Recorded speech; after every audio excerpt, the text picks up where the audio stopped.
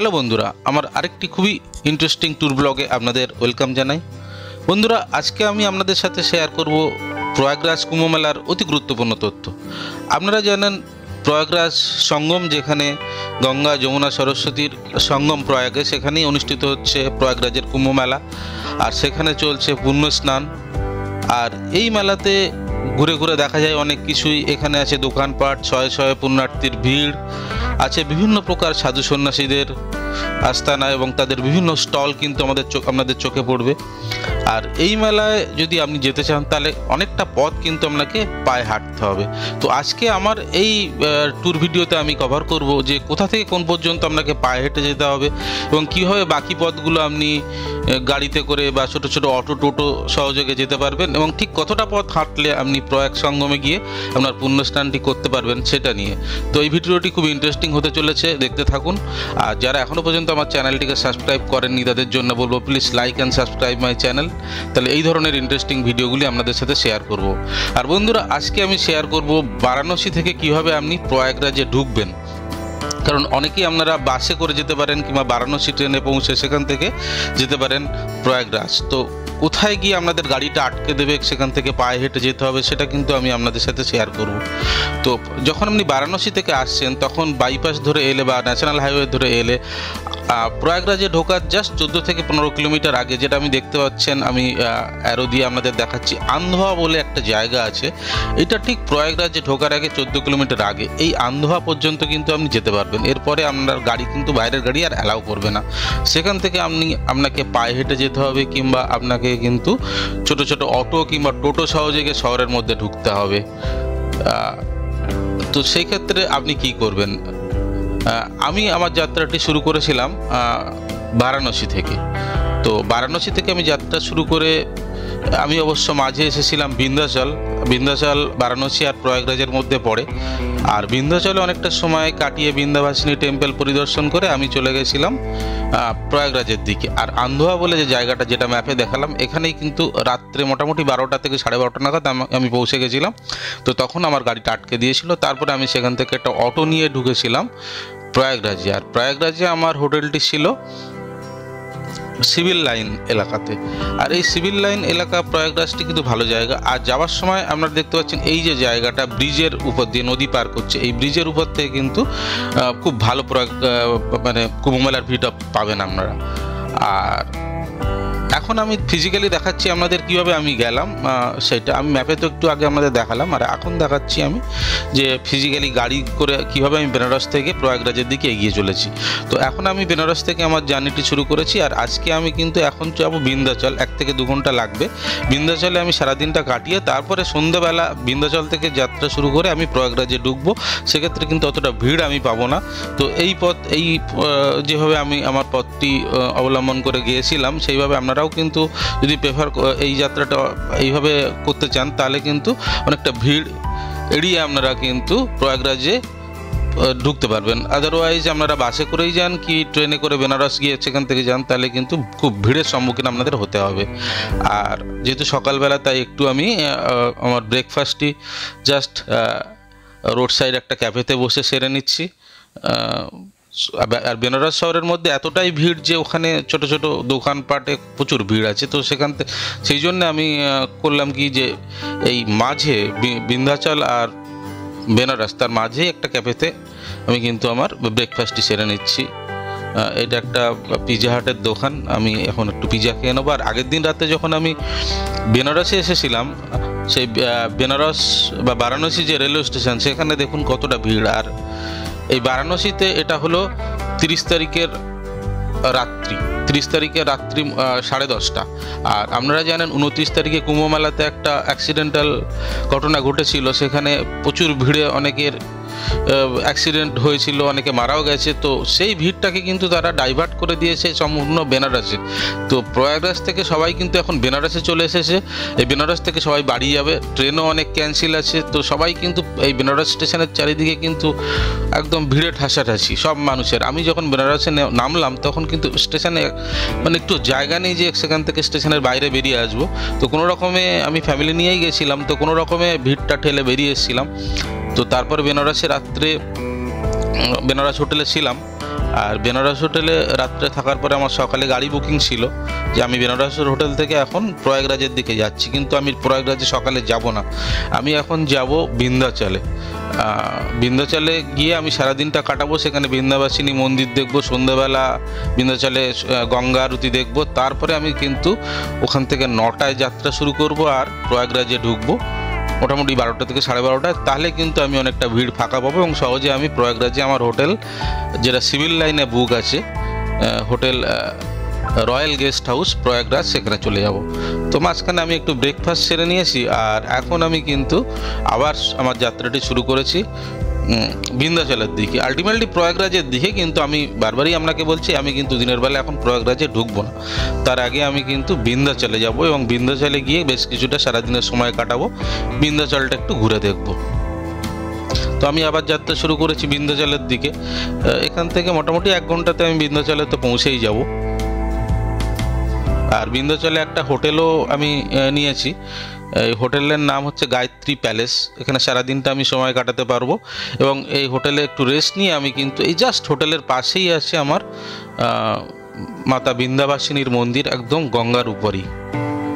সেই মন্দিরে আমি মন্দির দর্শন করব। এটা জাগ্রত মন্দির বৃন্দাবাসিনী, একটা শক্তিপীঠ। এবং আজকে এখন আমি বেনারস থেকে এই বিন্ধ্যাচলে এসেছি, আর এই বিন্ধ্যাচলে আমি এখন যে হোটেলটা আছি সেটা হচ্ছে হোটেল গায়ত্রী প্যালেস।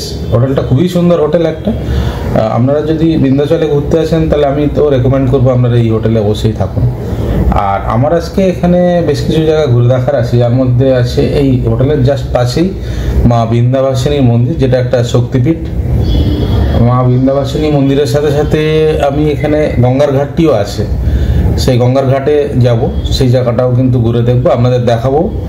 আর এই জায়গাটি কিন্তু সেই এলাহাবাদের যে প্রয়াগ সঙ্গম, সেখান থেকে আমাদের কলকাতার দিকে যে নদী আসছে বা বেনারসের দিকে যে নদী আসছে, সেই গঙ্গার ডাউনস্ট্রিমেই কিন্তু এই বিন্ধ্যাচল বা মা বৃন্দাবাসিনীর মন্দিরের পাশে গঙ্গার ঘাট। তো এই জায়গাটি কথা আমি শুনেছিলাম, এই জায়গাটি কিন্তু খুবই সুন্দর। আমি একটু পরেই এগুলো ঘুরে দেখব এবং আপনাদের সাথে শেয়ার করব। আর এই হোটেলে কিন্তু বেশ আমার খুব ভালো লাগছে, আর রুমগুলো খুব সুন্দর। রুমের একটা ট্যুরও আপনাদের সাথে আমি শেয়ার করলাম এবং খাওয়া দাওয়াও খুবই সুন্দর। তো চলুন না এবার আপনাদের সাথে শেয়ার করব আমার এখানে যে সমস্ত জায়গাগুলো আমি ঘুরে দেখব, সেখানে ঘুরে দেখার অভিজ্ঞতা। আমি বৃন্দাবাসিনী মন্দিরে অনেক আগে এসেছিলাম এবং বৃন্দাবাসিনী মন্দিরের ট্যুর কিন্তু আমি আমার একটা সেপারেট ভিডিওতে আপনার সাথে শেয়ার করব। আজকে যেহেতু আমার টার্গেট কীভাবে আমি প্রয়াগরাজে ঢুকবো সেফলি, ভিড় এড়িয়ে। তো সন্ধ্যাবেলা বৃন্দাবাসিনী মন্দিরে আমি গেছিলাম। বৃন্দাবাসিনী মন্দির চত্বরটি কি সুন্দর আলোকে কিন্তু সেজে উঠেছে, আপনারা দেখতে পাচ্ছেন। আর আমি রেকমেন্ড করবো আপনি প্রয়াগরাজে এলে এই জায়গাটাও কিন্তু ঘুরে দেখতে পারেন। এই বৃন্দাবাসিনী মন্দিরটি কিন্তু খুবই সুন্দর একটা মন্দির এবং একটা ভালো শক্তিপীঠ। এখানে মানুষের ভিড়। আর এই বৃন্দাবাসিনী মন্দিরের জাস্ট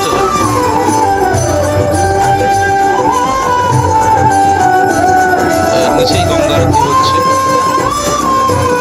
বৃন্দাবাসিনী মন্দিরের সাথেই যে গঙ্গা আছে সেখানেই কিন্তু এই গঙ্গা আরতি প্রত্যেক সন্ধ্যাবেলাতে হয়। তো আপনারা এই গঙ্গা আরতিটিও দেখে নিতে পারেন এবং তারপরে গঙ্গা আরতি সেরে আপনারা কিন্তু প্রয়াগরাজের দিকে এগিয়ে যেতে পারেন। আর এই গঙ্গা আরতি কিন্তু দেখার মতো, এখানে প্রচুর দর্শনার্থীর ভিড় কিন্তু এই গঙ্গা আরতিকে দেখার জন্য এখানে আছে। আর গঙ্গার মধ্যে কিন্তু ছোট ছোট নৌকা দাঁড়িয়ে আছে, কিছু নৌকা চলছে। সত্যি এখানকার পরিবেশটা একটা অনবদ্য পরিবেশ কিন্তু আপনি দেখতে পাবেন এই বৃন্দাবাসিনী মন্দির চত্বরে যদি আপনারা আসেন। তো সেটা ওই জন্যই আমি রেকমেন্ড করব আপনারা এখানে একবার থেকে এবার আবার এখান থেকে যাত্রা শুরু করুন। আমি যেমন রাত্রে 9:30 আবার যাত্রা শুরু করেছি বেনারসের দিকে বলছি, আমি যাত্রা শুরু করেছি প্রয়াগরাজের দিকে। বেনারস থেকে তো আমি এসেছিলাম মাসে বৃন্দাবাসিনী ওখানে সময় কাটিয়েছিলাম। এবার আবার এখন মোটামুটি রাত 11:30 বাজে আমি এগিয়ে চলেছি প্রয়াগরাজের দিকে, যাতে আমি খুব ভিড় এড়িয়ে প্রয়াগরাজে ঢুকতে পারি। না হলে দিনের বেলা আসলে কিন্তু প্রচুর ভিড়ের সম্মুখীন হতে হবে, সেক্ষেত্রে অনেকটাই কষ্ট কিন্তু আপনার হবে। তো আমি এখন ন্যাশনাল হাইওয়ে ধরে আবার কিন্তু প্রয়াগরাজের দিকে এগিয়ে চলেছি। আমার আশা যদি ডাইরেক্টলি আমি আমার হোটেল পর্যন্ত পৌঁছে যেতে পারি তাহলে কিন্তু খুবই ভালো হবে, কিন্তু সেটা বাস্তবে হলো না। এই যে আস্তে আস্তে কিন্তু আমার গাড়িটা এবার দাঁড়াতে শুরু করেছে, এবার ভিড় হতে শুরু করেছে। সামনেই আন্ধোয়া বলে একটা জায়গা, যেটা কিনা প্রয়াগরাজ যে মেন জায়গা, সিভিল লাইন প্রয়াগরাজ, যেখানে ম্যাক্সিমাম হোটেলগুলো আছে, বা প্রয়াগরাজের যে সেন্টার, সেই পয়েন্ট থেকে 14 কিলোমিটার আগে সামনেই পড়বে সেই জায়গাটা। মানে আমি কিন্তু প্রয়াগরাজ প্রায় চলেই এসেছি, বিন্ধ্যাচল থেকে আবার যে যাত্রা শুরু করে প্রয়াগরাজের দিকে যাচ্ছি সেটা প্রায় চলেই এসেছি। তো সেই প্রয়াগরাজের আগে কিন্তু সেই জায়গাটা আন্ধোয়াতে আমি চলে এসেছি। এবার আন্ধোয়ার জাস্ট একটু আগে থেকে কিন্তু গাড়ির ভিড়গুলো শুরু হয়েছে, গাড়িগুলো দাঁড়িয়ে যাচ্ছে এখান থেকে গাড়িগুলো কিন্তু এই আন্ধোয়ার পাশেই পার্কিং করার বড় একটা মাঠ আছে, সে স্পেস, সেই মাঠে কিন্তু সব গাড়িগুলোকে দাঁড় করিয়ে দিচ্ছে। যাক, সাইড দিয়ে আমাদের গাড়ি চেষ্টা করলো যদি এই ভিড়টা এড়িয়ে বেরিয়ে যাওয়া যায় এখান থেকে, কিন্তু আলটিমেটলি সামনে কিন্তু আবার সেই গাড়িগুলো দাঁড় করিয়েই দিচ্ছে। তো এখান থেকে কিন্তু আর যাওয়া যাবে না। তো এই জায়গা থেকে আপনারা অনেকেই এখান থেকে পায়ে হেঁটে 14 কিলোমিটার হেঁটে কিন্তু চলে যাচ্ছে, কারণ সবসময় অটোও পাওয়া যাচ্ছে না, সবসময় টোটো, ছোট ছোট গাড়িও পাওয়া যাচ্ছে না। এখান থেকে টোটো, অটো এই ধরনের গাড়িগুলো পারমিট আছে, কিংবা যে গাড়িগুলোর স্পেশাল পারমিট আছে সেখান থেকে তারা আরও অনেকটা যেতে পারবে, কিন্তু ম্যাক্সিমাম গাড়ি এখানে আটকে দিচ্ছে। আমি এখান থেকে নিয়েছিলাম একটা অটো। লাকিলি আমি অটোটা পেয়ে গেছিলাম। দেখুন, সেই আন্ধোয়া বলে যে জায়গাটা, যেটা ম্যাপে দেখিয়েছিলাম, সব গাড়িগুলো আটকে দিচ্ছে, এখান থেকে জাস্ট ডান দিকে পাঠিয়ে দিচ্ছে। এখান থেকে যে বিএসএফের যে সিকিউরিটি আছে, সেই আন্ধোয়া বলে এই জায়গাটা, এখানে এই সব গাড়িগুলো কিন্তু রয়ে গেছে। এই আন্ধোয়ার ডান দিকে রয়েছে একটা বড় মাঠ, সেই মাঠে কিন্তু গাড়িগুলো পার্কিং করে দিচ্ছে। এখান থেকে এবার আপনাকে আসতে হবে অটো কিংবা টোটো কিংবা পায়ে হেঁটে, আপনাকে মোটামুটি 14 থেকে 15 কিলোমিটার এসে শহরের সেন্টারে, যেখানে যদি আপনি হোটেল নেন, সেই হোটেলে আপনি আসতে পারবেন। অর্থাৎ যদি আপনার গাড়ির স্পেশাল পারমিট থাকে তাহলেই শুধু আপনি আসতে পারবেন। যাক, আমি লাকিলি একটা অটো পেয়ে গেছিলাম। আমার এখান থেকে অটো ভাড়া নিয়েছিল মোটামুটি সেন্টার পর্যন্ত 1500 টাকা। অ্যাকর্ডিংলি আপনারা বার্গেনিং করে নিতে পারেন, তাহলে আপনারা কিন্তু সহজেই শহরের মধ্যে আসতে পারবেন। আমি আমার অভিজ্ঞতাটা আপনাদের সাথে শেয়ার করলাম। এবার আপনারা অ্যাকর্ডিংলি আপনাদের প্ল্যান করতে পারেন। আর এই অটো বা টোটোতে যাওয়ার উপরে সময় দেখতে পাচ্ছেন গঙ্গার উপর দিয়েই কিন্তু যাচ্ছে, প্রয়াগরাজ সঙ্গমের উপর দিয়ে। আর আমি রাত্রে কাটিয়ে পরের দিন কিন্তু চলে এসেছিলাম বোট ক্লাব। এই বোট ক্লাব থেকে নৌকা করে আপনি যেতে পারেন প্রয়াগরাজ সঙ্গমে, আর আবার সেখান থেকে চলে আসতে পারেন। তো প্রয়াগ সঙ্গমে বোটে করে আপনি সঙ্গম দর্শন, এবং যদি আমি হেঁটে যান তাহলে কি করতে হবে তার উপরে আমি আরেকটা এবার ভিডিও আপনার সাথে শেয়ার করব ডিটেলে। তো আমার নেক্সট ভিডিওগুলি দেখতে থাকুন, তাহলে কিন্তু আপনার এই বোটে করে সঙ্গম দর্শন বা হেঁটে সঙ্গম দর্শন খুব ইজি হয়ে যাবে। আজকে ভিডিওটি এইটুকুই। আমার নেক্সট দুটো ভিডিওতে আমি আরও ডিটেলে প্রয়াগরাজ সঙ্গমে কীভাবে যাওয়া যায় বোটে করে হেঁটে, সেটা শেয়ার করব। সকলে খুব ভালো থাকবেন। আজকে আমি ভিডিওটি শেষ করছি। সকলকে ধন্যবাদ।